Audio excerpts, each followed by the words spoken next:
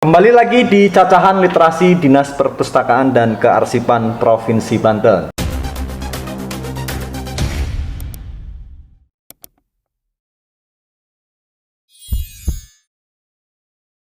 Seperti biasa, kita akan berbincang-bincang seputar dunia literasi. Dan sudah hadir menemani saya dua orang narasumber. Yang pertama ada Bapak Kadarisman. Apa kabar, Pak? Alhamdulillah baik.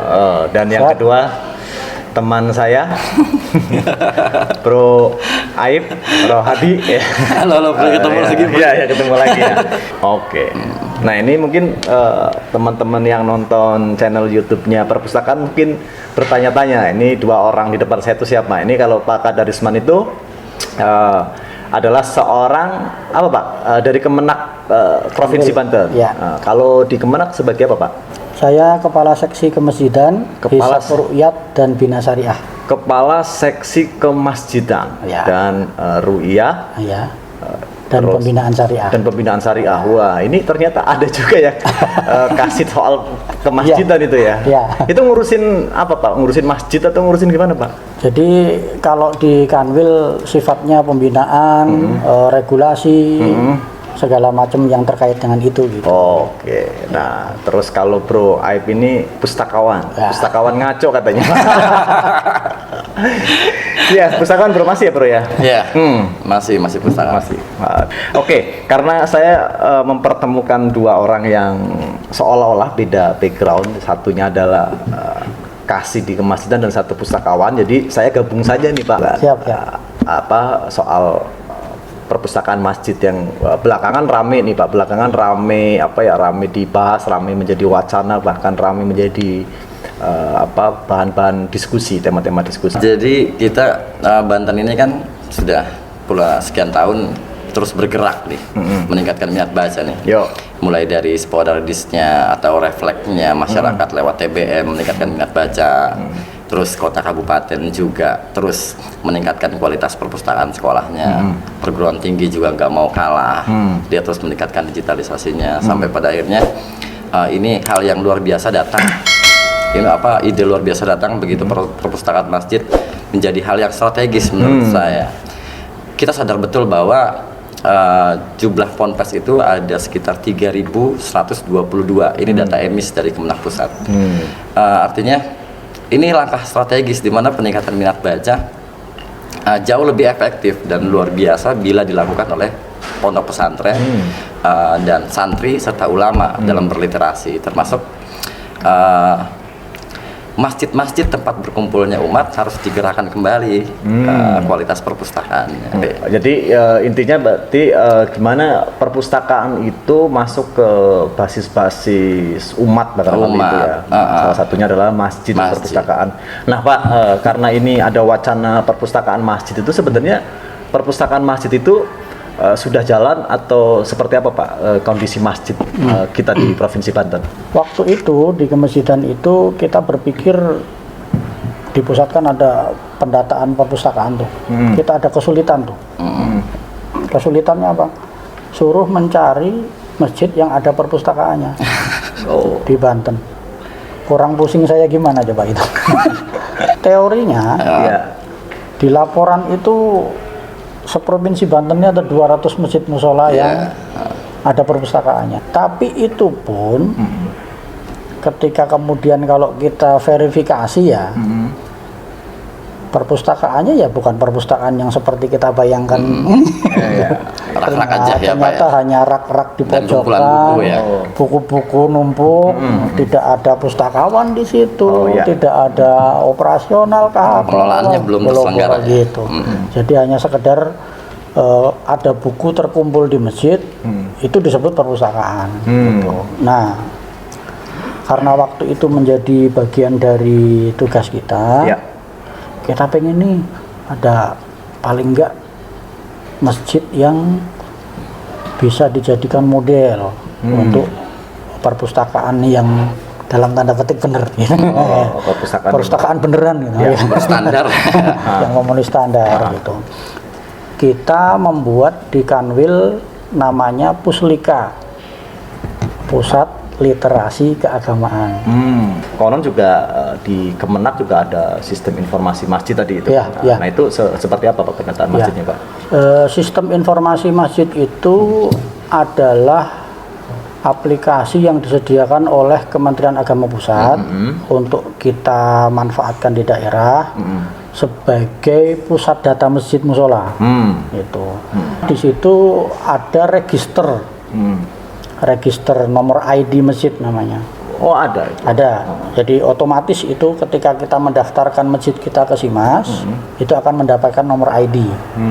Nanti tergantung tipologinya apa. Gitu. Tipologi itu termasuk jenis masjid itu kategori mana. Kita kan ada masjid negara, ada masjid nasional. Nah, kalau masjid raya itu hanya ada satu di provinsi. Masjid raya. Kemudian ada masjid agung. Masjid raya. Masjid agung itu masjid tingkat kabupaten kota. Oh. Kemudian ada masjid besar. Masjid besar. Masjid besar itu masjid tingkat kecamatan. Kemudian yang terakhir masjid jami. Masjid jami. Itu masjid di tingkat desa. Tingkat desa. Oh, padahal secara klasifikasi itu masjid itu berbeda-beda ya. Raya itu untuk provinsi, agung kabupaten kota, besar itu untuk kecamatan, dan desa itu jami. Itu. Nah, terkait dengan apa? Pendataan sendiri sejauh mana Pak? Karena kan kalau kita nanti menggulirkan tentang perpustakaan masjid itu kan juga sangat membantu sekali itu. Tapi sebelum ngomong itu sebenarnya karena ini ada pustakawan gitu, saya pengen melihat sebenarnya perspektif Bro Aib ini soal sebenarnya perpustakaan masjid itu perpustakaan yang seperti apa sih? Dia kategorinya apa? Kemudian kenapa penting sekali ada yang namanya perpustakaan itu di masjid itu kan? Karena ini kan nanti juga akan sangat banyak hal yang harus disiapkan kan, termasuk penyesuaian dengan kultur masyarakat kita dan sebagainya. Nah, gimana Bro? Iya, jadi kita lagi-lagi coba pahami profil Bantennya sendiri. Akhirnya kita coba harus tahu diri juga ternyata segitu-gitunya kualitas perpustakaan sekolah yang ada di kita. Pergerakannya juga belum sampai pada titik yang diharapkan. Terus masyarakat juga demografinya jangkauannya terlalu jauh untuk bisa sampai kepada perpustakaan provinsi. Terus pada akhirnya kita kan pernah ada di data bahwa kita ada di peringkat berapa Indonesia tuh minat bacanya 2 terbawah. Itu di tahun lalu. Sampai akhirnya ternyata Banten sendiri berbeda fenomenanya. Kita punya jadwal rutin ba'da asar, ba'da maghrib, jelang isya. Ternyata itu minat membaca Al-Qurannya reguler, terschedule gitu loh. Artinya hanya persoalannya riset nggak pernah menghitung itu gitu, nggak pernah menghitung itu. Padahal kita sudah menjadi kultur yang terbiasa di sini. Nah, memaksimalkan kekurangan-kekurangan yang didapat dari perpustakaan sekolah, perpustakaan taman bacaan yang ada di masyarakat, saya pikir masjid tempat yang paling tahu diri untuk kita lakukan. Apalagi ulama dan jumlah santri itu luar biasa, luar biasa.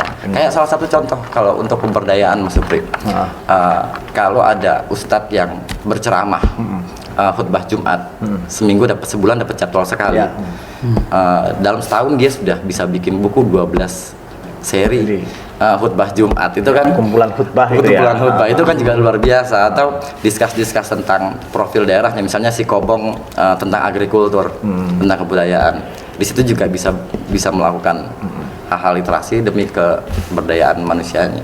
Artinya masjid itu akhirnya bisa menjadi ruang publik baru kali ya Pak, untuk tadi bahwa masjid itu punya fungsi sosial, punya fungsi edukasi, punya fungsi politik umat ya. Ini bukan politik praksis itu. Nah, gimana Kemenak melihat seperti peluang ini Pak? Sebenarnya kalau dibilang baru sih enggak ya. Oh enggak. Sebenarnya baru sih enggak. Enggak. Gitu. Sudah karena memang sejak zaman Rasul juga masjid itu disetting sebagai tempat publik. Hanya kadang-kadang aplikasi di lapangan, implementasi di lapangan itu nggak sesuai dengan dulu yang diajarkan Rasul itu begini. Menurut saya sih itu hanya pergeseran budaya aja gitu. Dulu masjid itu menjadi sentral pertemuan, mengatur strategi. Sekarang bergeser ke hanya hal-hal yang berkait dengan religiusitas aja.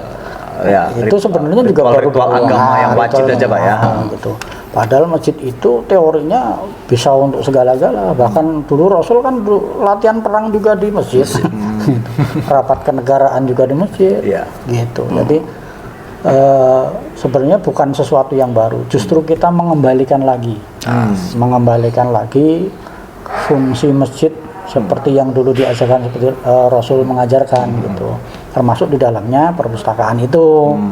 Bagaimana agar masjid itu bisa menjadi dalam tanda petik pusat peradaban di wilayahnya masing-masing. Itu menarik Pak. Tapi kalau di Kementerian Agama itu Pak yang menaungi masjid ini, definisi masjid itu sebenarnya seperti apa Pak, dan ruang lingkupnya?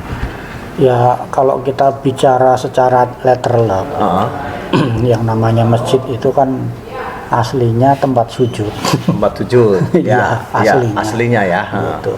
Hanya kemudian bergeser ke pengertian yang agak mulai umum, bahwa masjid itu harus berbentuk bangunan.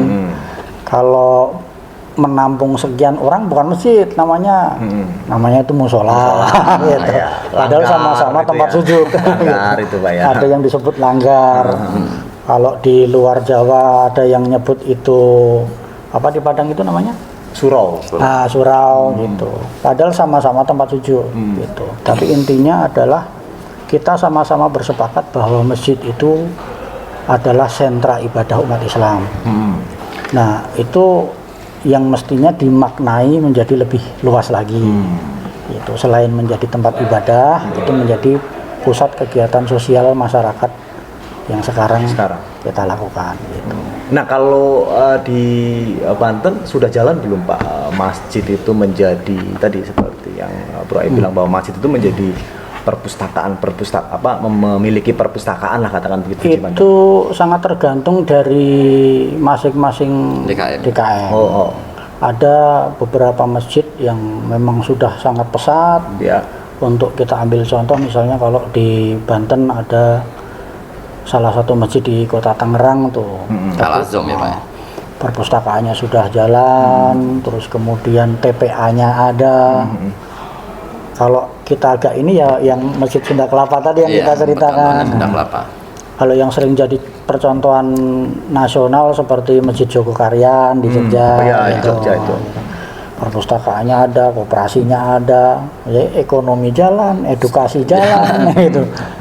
Sosial budaya jalan, gitu. Nah, sebenarnya berarti sudah ada beberapa contoh ya? Ada. Jadi kalau di Tangerang itu Al-Azom, kalaupun begitu saya datang ke sana itu memang kumpulan buku, cuma jauh lebih keren ya, karena memang masjidnya luar biasa, rak-raknya bagus, buku-bukunya juga terjaga. Tapi ternyata kalau dari ada masjid-masjid, kelas-kelas masjid, ada yang Batem lahir dengan sendirinya, namanya perpustakaan Masjid Al-Mawa, itu di Tangerang juga. Nah itu keren gitu, itu keren banget, sampai digital itu juga ada gitu. Jadi saya baru dapat 2 sampel masjid di Banten nih, di Al-Azom Tangerang dan Masjid Al-Mawa, perpustakaan Masjid Al-Mawa. Kalau masjid ini Al-Bantani, perpustakaannya sudah ada. Perpustakaannya juga ada. Ruangannya sudah ada, hanya memang sebenarnya kita sangat ingin itu perpustakaan Masjid Raya itu bisa lebih kita tingkatkan lagi ke depan. Itu yang tadi disampaikan, bahwa ada masjid yang dianggap sudah memiliki perpustakaan padahal secara standar belum gitu loh. Jadi sebetulnya rak sama buku sudah ada, bahkan kadang terhitung udah ada nih, padahal kalau belum capai pada standar atau penyelenggaraan yang tepat ya kita tetap bilang belum gitu. Nah, idealnya seperti apa Pak? Masjid-masjid perpustakaan masjid itu seperti apa idealnya Pak? Mulai aturannya dari SDM-nya, infrastrukturnya itu. Aturannya ada. Aturannya ada. Aturannya itu per Dirjen 543 2019. Itu nanti kalau kita baca secara detail, perpustakaan Masjid Raya itu minimal punya 4.000 judul. Aturannya begitu. Aturannya ya. Itu Masjid Raya. Peraturan berdasarkan Direktur Jenderal. Peraturan Dirjen Bimas Islam. 543 2019. Nanti kalau teman-teman pengen coba baca ngulik, buka lagi aja ya. Masjid Raya itu 4.000 judul dan berlangganan 4 media massa. Nah, kalau Masjid Agung itu 3.000 judul. Masjid Agung, Masjid kabupaten Agung, kota ya. Kabupaten kota. Kemudian di bawahnya ada masjid besar, itu 2.000. 2000. Nah, kalau yang Masjid Jami itu 1.000 judul. 1000 judul. Nah, berlangganan minimal 1 harian media Terbitan massa. berkala. Terbitan berkala gitu. Dan itu kalau kita ngikutin itu, Ya. ya belum ada yang masuk. Nah terus gimana Pak Kemenak sejak kan ini tupoksinya ada di Kemenak Pak karena ada kasihnya kan itu ada kasih permasjidan. Nah ini apa Pak yang program-program apa yang ada di Kemenak itu untuk mendorong itu sehingga yang ideal itu bisa dimulai nih secara bertahap itu dilakukan. Jangka pendek seperti yang saya sampaikan tadi adalah kita bikin model dulu. Kenapa bikin model? Karena untuk membuat sebuah gerakan yang sifatnya masif, kita harus mempunyai contoh di depan mata, supaya lebih mudah untuk dikopas gitu. Oh ya betul. Kalau sudah ada, itu nanti duplikasinya gampang. Tinggal kita mau begini nyari buku mana di Perpusda ada. Termasuk kita silaturahmi seperti ini itu salah satu upaya ke arah sana gitu. Nah kalau di regulasi itu sampai mengatur nggak Pak soal pengelolaan dan sebagainya Pak? Ada. Termasuk pembiayaan dan sebagainya. Di Perdirjen 543 itu mengamanatkan DKM untuk mengalokasikan 5%. 5% anggaran untuk keperluan perpustakaan. 5% dari apa dari pendapatan masjid apapun ya pendapatan apapun. Baik itu yang sumbangan maupun yang misalnya masjidnya punya koperasi misalnya punya usaha gitu. Itu 5%. Harusnya berarti bisa kan Pak, karena kan masjid yang bagus itu katanya yang saldonya 0 ya Pak ya. Idealnya harusnya begitu. Kayak di Jogokarian juga. Nah, bagaimana nih masukan dari teman-teman IP sebagai pustakawan ini yang paham lah soal dunia perpustakawan itu memberi masukan atau kita diskusi lah ya gimana Bro? Ya artinya cuma support aja sih, terus support tapi lebih ke teknis. Jadi sifatnya kalau misalnya memang ternyata pelaksanaannya, karena gini kalau ada pilot, kadang ada masjid-masjid yang bergerak dengan sendiri Batam kayak Al-Mawah tadi. Karena masyarakatnya perlu, terus memang ada penggerak. masjid DKM-nya juga, visinya seperti yang harus ada perpustakaan atau kegiatan yang lain. Tapi memang standar yang ada di perpustakaan sendiri itu nggak ada standarnya sebetulnya dalam masjid. Dia masuk ke perpustakaan khusus dan standarnya itu yang tadi dibilang koleksi harus sekian itu ada pedoman perpustakaan rumah ibadah. Jadi nggak cuma masjid aja Pak. Jadi untuk rumah ibadah termasuk ibadah yang lain kalau di gereja, wihara. Selanjutnya kalau saya ngelihat bahwa akan coba dari koleksinya Mas Sapri. Jadi dia harus paham betul profil wilayahnya.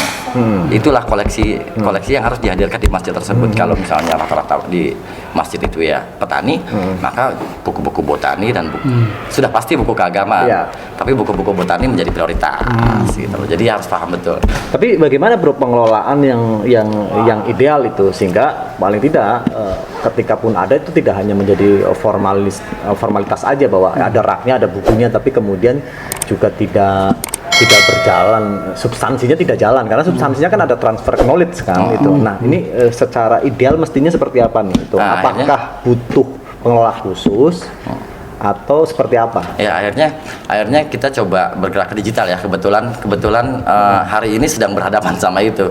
Dan teman-teman masjid juga kan kalau untuk nomorin buku, klasifikasi juga kerepotan. Cuma secara teknis itu bisa kita dampingi sampai pada tingkatan layanan itu bisa pakai barcode. Selebihnya kita coba melihat bahwa ternyata memang harus ada pengelola secara khusus yang jaga lah, yang jaga.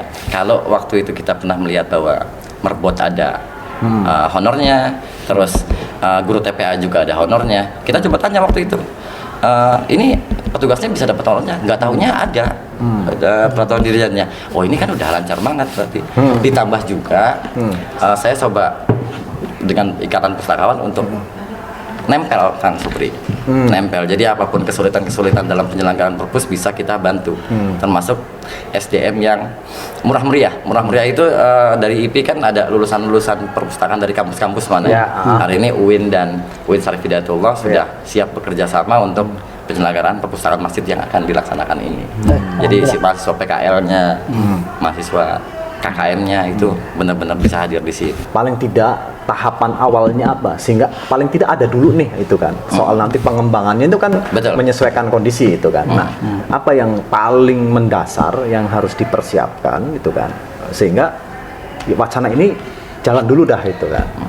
Ya digembok aja programnya. Jadi benar-benar kalau memang sudah pilot project digembok aja jadinya semua kan ini perlu payung hukum ya Pak. Ya, Perlu payung hukum. Jadi kadang malah di lapangan itu tergantung kiainya apa imam masjidnya Mbak. Jadi kalau ada yang kalau misalnya Dirjen sudah atau Kanwil sudah bilang ini harus ada nih.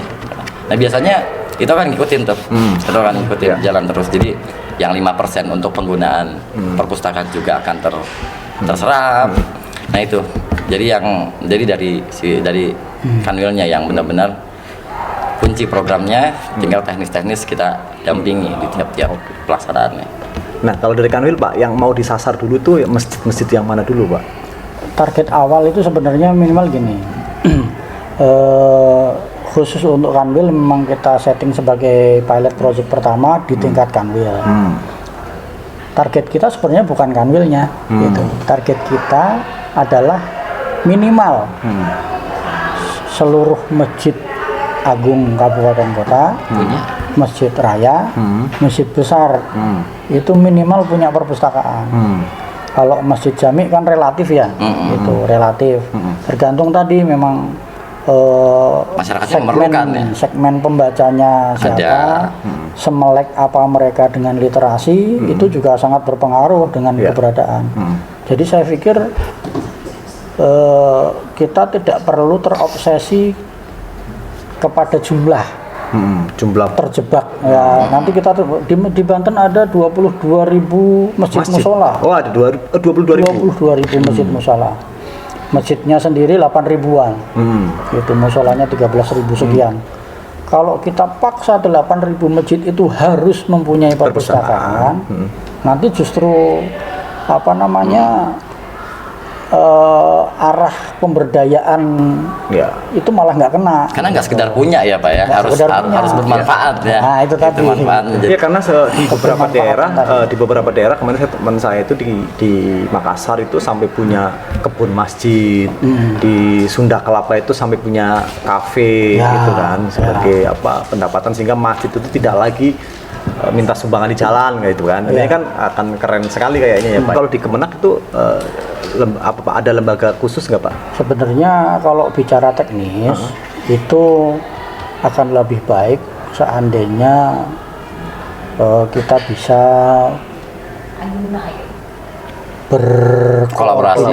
berkolaborasi dengan DMI. Oh, ya ada Dewan Masjid.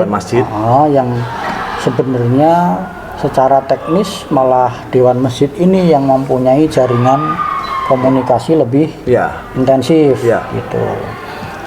Di situ kemudian ada Prima DMI yang menaungi remaja-remaja masjid. Itu buat saya segmen yang sangat potensial untuk kita garap gitu. Pemberdayaannya, kemudian sosial ekonominya gitu. Apalagi nanti kita ke literasi segala itu gitu. Artinya bisa memberdayakan teman-teman remaja masjid yang ada Pak ya. Arahnya ke sana. Sehingga masjid juga bisa menjadi simpul kalau barangkali ya yang berjejaring kali ya Bro ya. Iya itu memungkinkan kan Bro? Sangat mungkin. Sangat mungkin ya antara satu masjid dengan Oke katakan masjid ini nggak punya perpustakaan. Masjid ini punya perpustakaan. Nanti bisa silang pinjam kali barangkali bisa. Silang layan ya. Bisa begitu. Kalau tidak salah perpustakaan Provinsi Banten kan juga punya program peminjaman untuk taman bacaan kan sekitar 100 koleksi 300 bahkan sampai 500 koleksi. Kenapa tidak Pak? Kan yang penting 3 bulan nanti dikembalikan, nanti dipinjam lagi kan gitu. Bener nggak Pak? Udah disampaikan itu bagian dari support dari pemerintah juga. Tapi kalau boleh sedikit cerita di Banten juga kan pernah ada ide 1.000 perpustakaan tuh. Ini kan sebetulnya solusi juga gitu, lebih dari 1.000 bahkan kalau mau kalau mau serius. Maka penganggaran itu juga cocok jadi itu. luar biasa gitu loh. Bahagia saya itu. Apalagi sebetulnya masjid juga mudah gitu loh daripada menganggarkan dari Koropak ya. Sebetulnya kan dari Basnas atau yang lain-lain lembaga-lembaga sosial itu juga sebetulnya mereka jauh-jauh hari sudah fokus ke sana. Jadi memang tinggal aturannya saja, aturannya saja. Tapi kalau memang pilot jauh lebih efektif karena nggak sekedar punya, jadi capaiannya tuh sampai pada tujuannya gitu loh. Iya, iya. Lah Pak, misalnya nih Pak, katakan tadi seperti Bro Aib, program yang 1000 masjid itu ya, yang punya Pemprov itu ya, 1000 perpustakaan itu kemudian menggunakan masjid-masjid itu. Nah, kan ada beberapa masyarakat kita yang masih menganggap misalnya masjid itu ya tempat ibadah, jangan buat tempat yang lain-lain. Nah, itu tuh. Nah, gimana Pak kita mensosialisasikan atau meyakinkan itu masyarakat kita? Itu gimana tuh Pak? Kalau masjid juga bisa punya aktivitas itu ya? Iya, Ya, itu semuanya sangat tergantung dari dinamika masing-masing masjid. Karena bagaimanapun kita tidak bisa memungkiri bahwa masing-masing masjid itu mempunyai dalam tanda petik kaidah-kaidah yang berlaku di lingkungan itu. Budaya barangkali. Ya, saya pikir kalau kita pengen memulai yang 1000 masjid itu, saya pikir yang paling strategis adalah kita memulai dari masjid-masjid Besarnya Pak. dalam tanda petik pemerintah tadi. Oh, masjid yang di bawah pemerintah ya. Masjid raya, masjid agung, masjid besar. Iya, iya. Kalau kita ngitung itu aja, masjid raya 1, masjid agung kabupaten kota ada 8, masjid besar ada 155.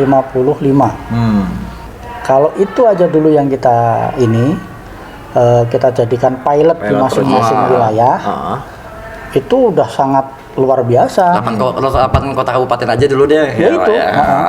8 kabupaten kota itu sampai ke tingkat kecamatan aja dulu ada 1 masjid yang bisa kita jadikan pilot. Tempat itu ya. Jadi luar biasa ya kalau misalnya sama pemerintah kota kabupaten provinsi ini jadi hal yang nyata sebetulnya. Yang di Banten tuh ada sebenarnya Pak, Masjid Jami An-Nawawi itu di Kampung Cabe di Tanara itu, di tempat dulu Syekh Nawawi katanya, masjid yang dibangun sama Syekh Nawawi pertama itu. Di sana koleksinya memang lebih banyak kitab-kitabnya Syekh Nawawi ya, dan beberapa kitab yang lain.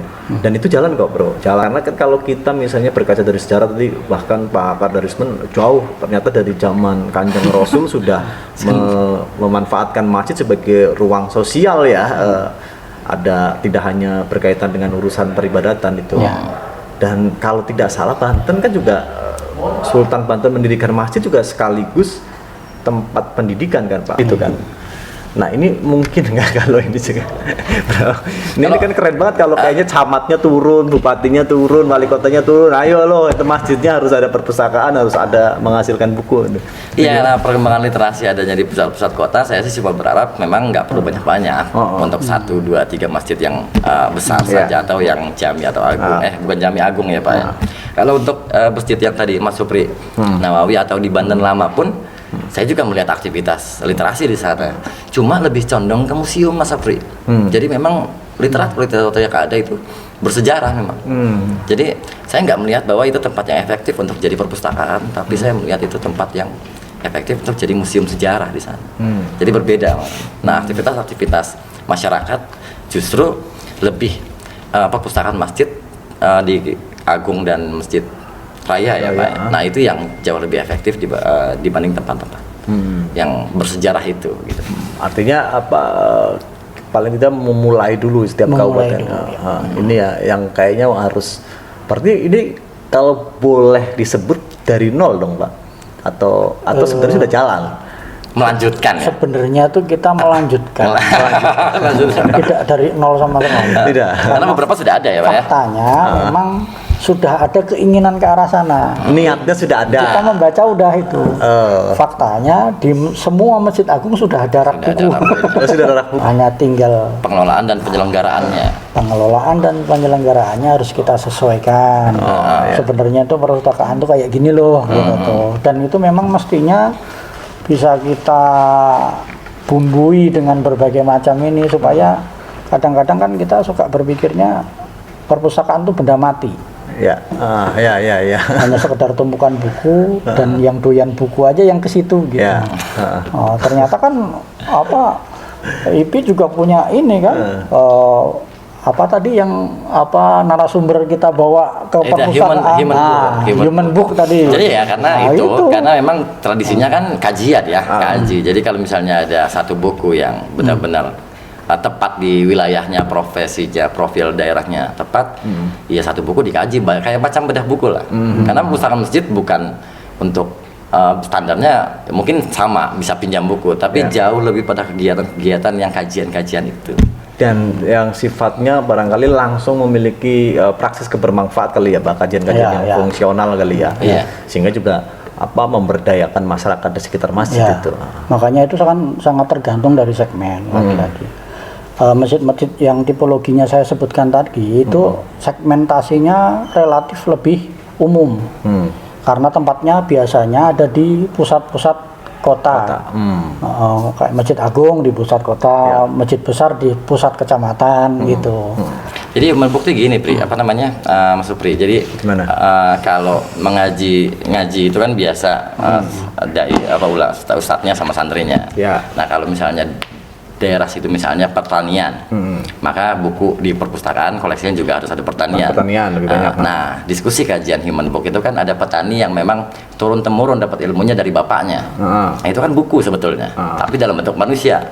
Nah, yang kayak gitu-gitu menjadi acara-acara diskus untuk kegiatan-kegiatan perpustakaan masjid, termasuk mendatangkan mahasiswa ahli-ahli yang memang paham betul sama buku-buku yang tentang kekuatan profilnya. Jadi benar-benar pemberdayaan dan fungsi perpustakaan masjidnya bermanfaat gitu. Nggak sekedar ngaji jadinya. Tapi aktivitas tanpa menghilangkan aktivitas wajibnya kan, bahwa mengaji tetap mengaji gitu kan. Barangkali juga mungkin konteks ayat ini loh, ketika bertani itu ada itu barangkali itu juga bisa menjadi benteng dari persoalan moral yang katanya sekarang lagi agak punya persoalan kali Pak. Iya, keberdayaan, kesejahteraan itu kan akhirnya masuk tuh ke perpustakaan di lingkungan itu tuh. Gitu. Tapi ini tugas berat banget loh Pak buat Kemenak. Sebenarnya kalau kita berpikirnya itu tugas institusi. Saya pikir Kemenak tidak bisa menyelesaikan itu, karena itu adalah tugas kolektif. Adapun Kemenak menjadi semacam panglimanya lah ya, di depan itu bagian dari tugas kedinasan yang memang harus ke arah sana. Tapi apapun namanya, tetap saja Kementerian Agama tidak akan bisa berbuat banyak tanpa pertama partisipasi masyarakat itu sendiri, inisiatif masyarakat itu sendiri. Karena Pak usernya nanti perpustakaan juga masyarakat juga. Kalau kanwilnya mau bikin, masjidnya mau bikin, masyarakatnya nggak mau, kan repot juga. Gitu. Yang kedua, kemudian ada dalam tanda petik will dari pemerintah daerah. Itu menurut saya ramuan masyarakat, pemerintah daerah, Kementerian Agama, DKM selesai. Betul. Mau bikin 1 juta perpustakaan bisa. Kan gitu. Tergantung itu tadi gitu. Aktivis literasi juga tidak bingung kali mencari tempat spot ketika dia menggelar lapak-lapak. Dia bergerak bersamaan, kayak TBM yang sudah hadir, perpustakaan yang sudah hadir, atau kolaborasi dengan guru-guru mendatangkan siswanya ke masjid, itu kan juga akan terus bergerak sampai ke sana nanti. Nah, kalau dari teman-teman IP sendiri gimana Bro, melihat ini peluang ini kan akhirnya juga barangkali juga ini akhirnya bisa membangkitkan giroh gitu kan, bahkan profesi pustakawan juga semakin soleh kalau di masjid. Ini kadang-kadang saya suka mengkhawatirkan banyak masjid-masjid yang ada kajian-kajian yang bahkan terlarang Pak di dalam gitu loh. Bahkan terlarang ini kan jauh mengkhawatirkan, Bri.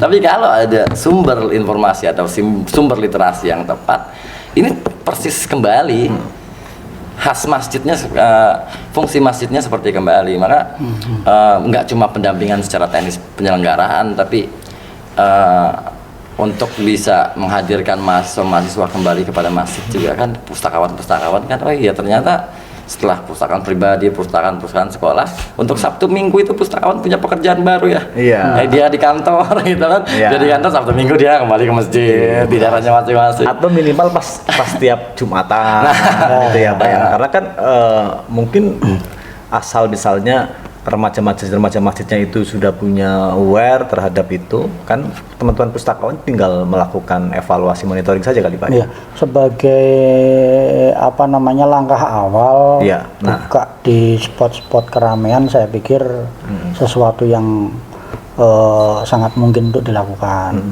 Oke Pak, ini terakhir Pak, apa Pak pesannya agar ini tidak sekadar menjadi wacana saja, tapi juga benar-benar bisa diaplikasikan itu. Ini Pak Kadarisman, apa Pak kira-kira pesannya dan nanti disambung ke Bro Aib? Kalau saya yang paling penting, pertama, mari kita bangun jejaring. Kita bangun jejaring untuk menuju ke arah sana.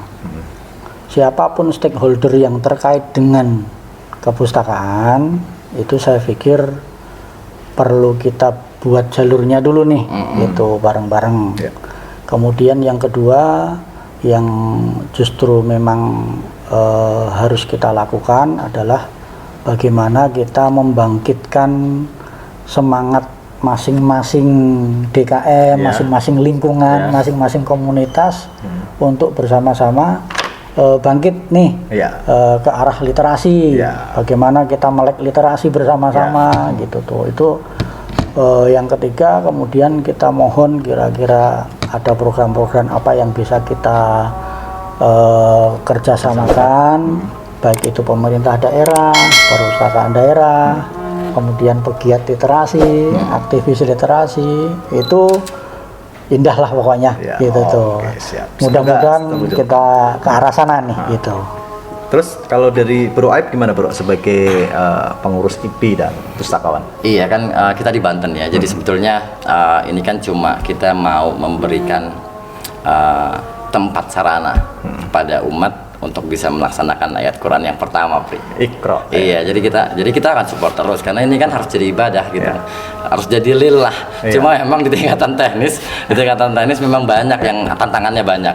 Dan hari ini begitu sudah mulai bertemu dengan Kemenak, ini kan juga hari ini terhubung dengan Dinas Perpustakaan Provinsi dan ini juga bergerak ke pegiat-pegiat perpustakaan sekolah yang lain. Kita termasuk adik-adikan kita yang calon pustakawan itu untuk bisa support ke program ini. Oke Pak, terima kasih atas kesempatan waktunya untuk berbincang-bincang. Semoga masjid kita itu bisa menjadi mercusuar peradaban begitu Pak ya, menjadi ruang publik untuk melakukan pemberdayaan sosial, pemberdayaan ekonomi, pemberdayaan politik.